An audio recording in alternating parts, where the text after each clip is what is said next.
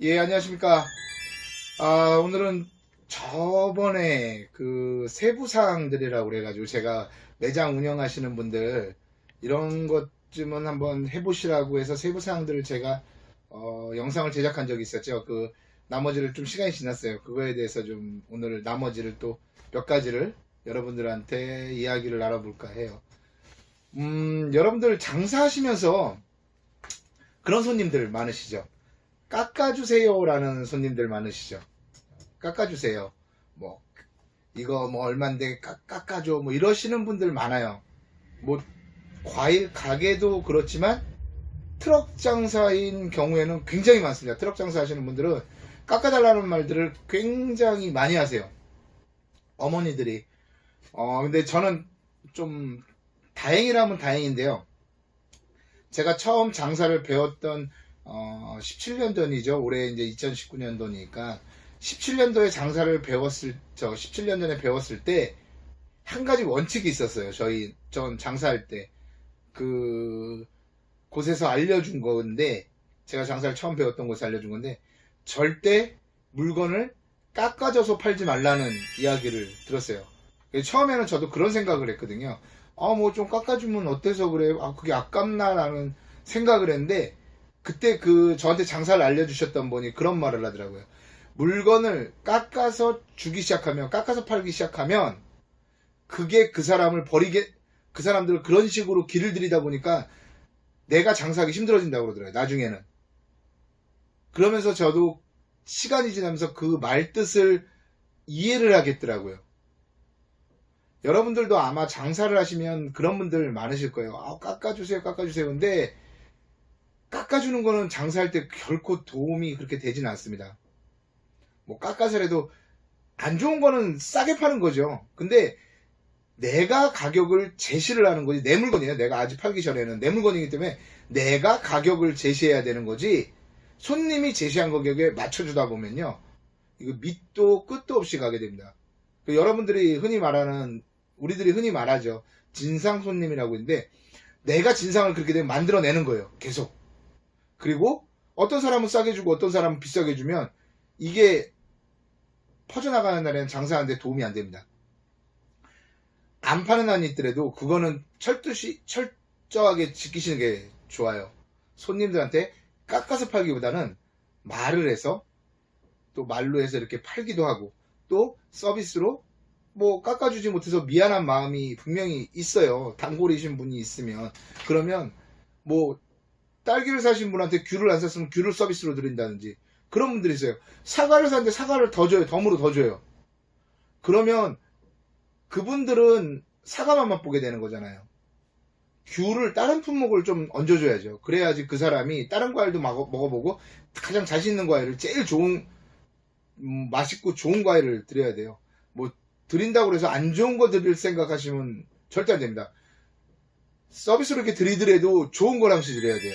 손님들이 아우 맛있네 이런 소리 나올 정도로 또 서비스로 준 거는 굉장히 긍정적으로 평가를 해주는 그런 사람들의 심리가 있거든요.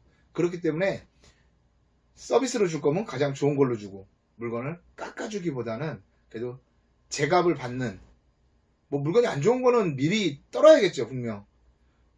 그리고 재고 관리를 잘해야 되겠죠. 그리고 재고 관리에 대해서 지금 얘기가 나오니까 또 얘기를 드리는데 재고 관리는 잘해야 됩니다.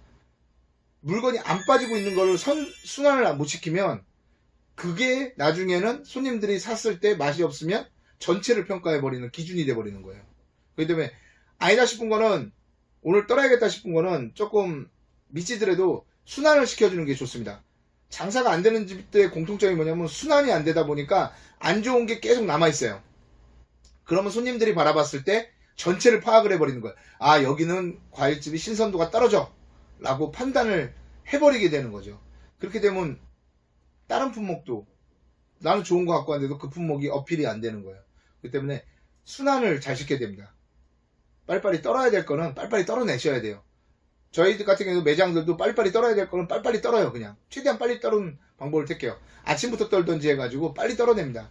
그래가지고 가능하면 순환이 잘 되게 해주기도 해요. 뭐 과일이라는 게 전체가 다 잘 나가진 않잖아요. 뭐 예를 들어서 블루베리 같은 거 뭐 냉장고 없는 집들은 블루베리나 방울토마토 같은 건 구색으로 갖다 놓는데 안 나갈 수도 있어요. 그러면 그걸 빨리빨리 회전을 시켜주는 게 중요합니다. 그리고 장사를 하시면서 이거 하나는 좀 아셔야 될 게, 이 손님한테 못 팔면 안 된다는 생각으로 판매를 하셔야 돼요. 그러기 위해서는 많이 알아야 판매가 쉬워집니다. 제품에 대한 많은 정보를 갖고 있어야 판매할 때 쉬워지는 거죠. 제가 장사하시는 분들한테 흔히 하는 말로 홈쇼핑을 좀 많이 보라는 얘기를 해요. 홈쇼핑에 보면 판매의 모든 집약을 해놓은, 농축해놓은 그 프로그램이 홈쇼핑이거든요.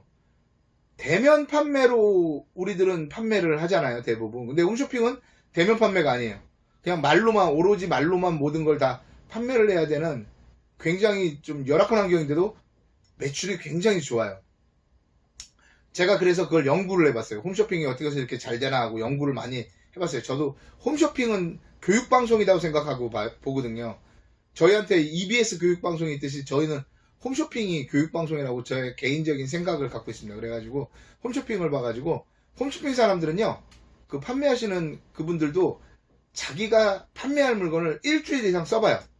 자기 것만 써보는 게 아니라 경쟁사 것도 다 써봅니다. 자기가 경쟁사 제품들은 어떤지. 예를 들어 청소기 판매를 할 때 전 깜짝 놀랐어요. 청소기, 다이슨 청소기 굉장히 비싸잖아요.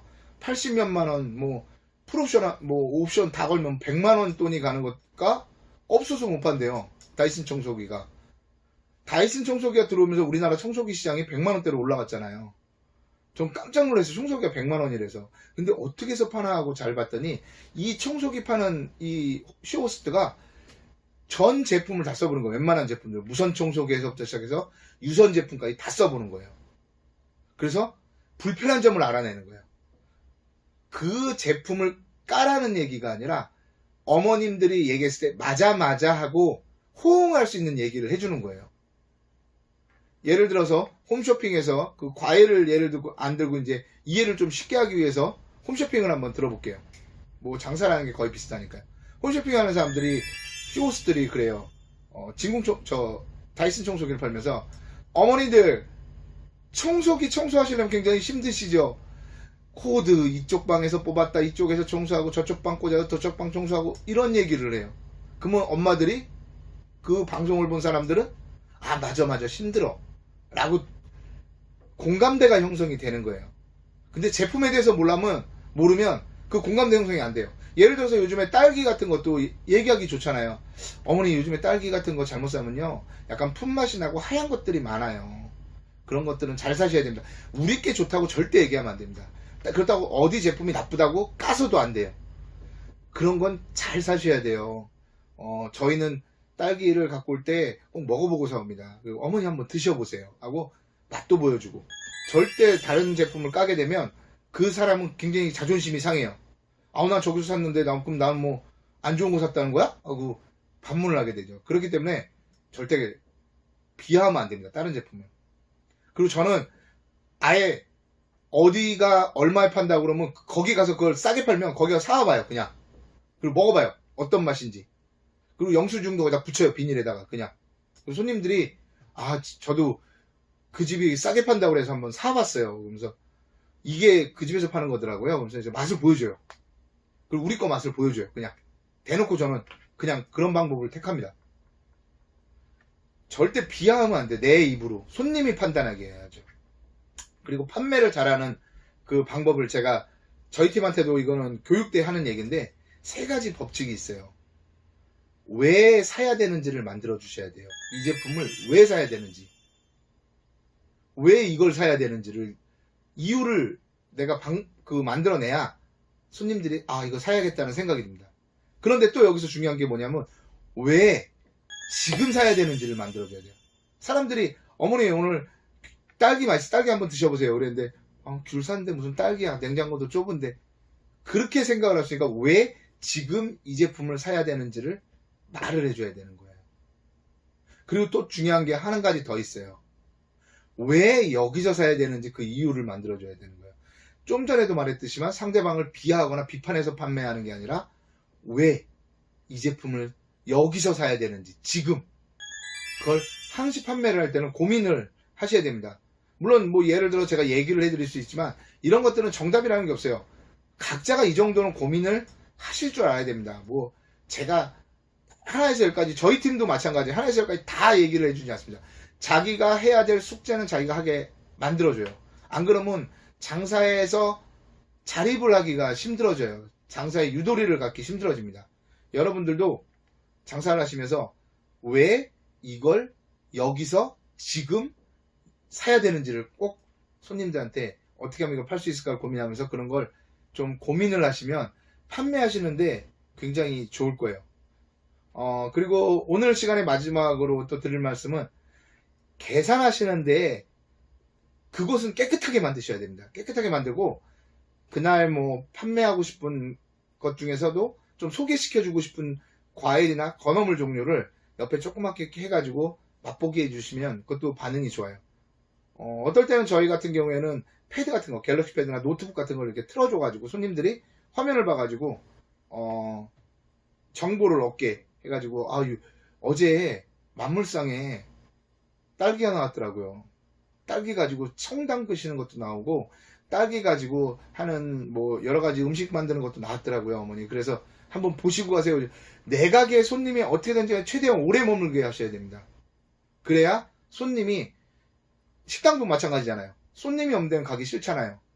손님이 많은데 저기 뭐지? 하고 궁금해서 또 호의적으로 들어오게 돼요. 장사는 처음부터 끝까지 거의 대부분이 장사는 손님과 나의 심리전이에요.